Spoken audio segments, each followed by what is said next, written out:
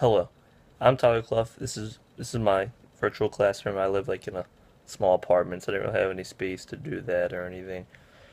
So, the first few things I would do, because I chose ADHD as my disability for my students.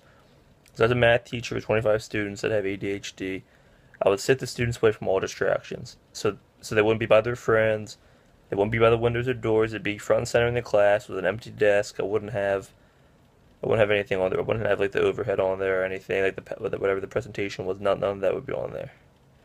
Um, one of the main problems with people with ADHD is they can't study for long periods of time. They're disorganized. They forget about schoolwork and responsibilities. They produce sloppy, careless, and incomplete assignments.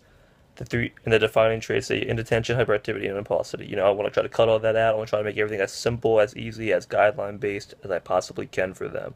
Make everything as simple as I can for them. Make it to the best of their ability. Because in the end, for all these students, what I've really learned in this class is they're all normal. We're all just people. We're all just people, and they all deserve that sense of normalcy, and they really do. I mean, everybody does. They deserve to have a normal classroom setting, a normal education, and it's our role, me as a future teacher, you as a current teacher, to give that to them.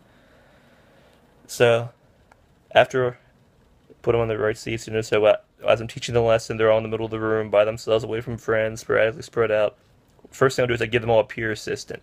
So Courtney doesn't have ADHD. She's really good at math, but Kyle does. I might be like, hey, Courtney, would you mind helping Kyle out a little bit? Because always having the teacher help you out is a little overbearing. People don't always like that. You don't want to make them nervous.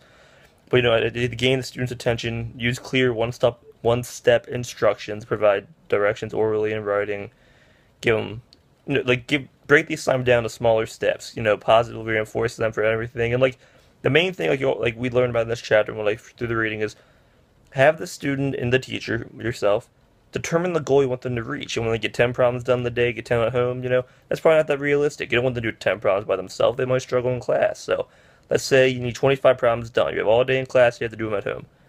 Hopefully you, like a peer, can help them get 20 done. Go home and get 5 done by yourself. Like the hyper focus. Like you should train the student to use the hyper focus like with things they enjoy, like a video game or reading, and then use it for like a math. I know if I get these 5 done, my mom will only play my video game, I'm gonna play my video game the rest of the night. You know what I mean?